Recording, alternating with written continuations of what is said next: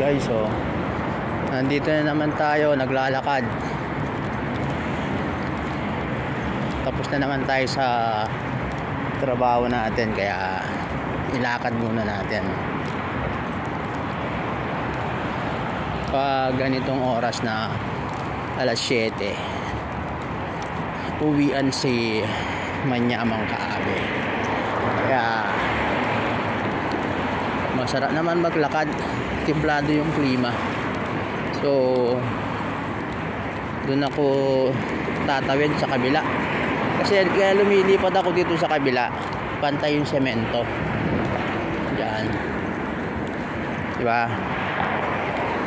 Ayan, pantay yung semento dito, kaya dito ako naglalakad. Kaya doon kasi sa kabila, pag doon ka naglakad, ang bagal mong kumbaga umapak. Pero dito ang bilis. Yan, oh, pantay yung semento, diba? Tsaka unang-una safe naman.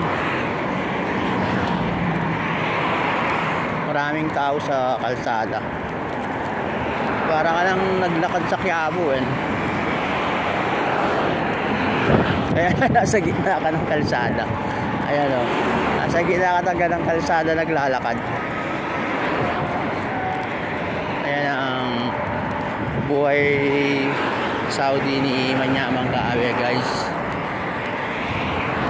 Pero kapag umuwi ka ng Pilipinas, diba, talagang iba. Ang laki ng pinagkaiba.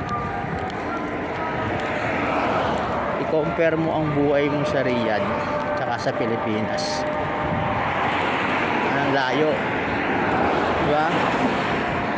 Nasa tabi ka ng panganib. Hindi mo alam kung kailan darating yung swerte. Diba?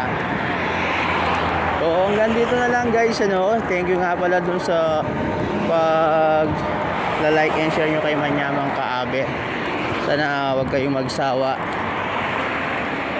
Ganito talaga ang life ni Manyamang Kaabe. So ayan, dahil wala na yung sasakyan, tatawid na tayo. Yun, oh, bilis. Ganyan, guys, buhay tawiran, diba?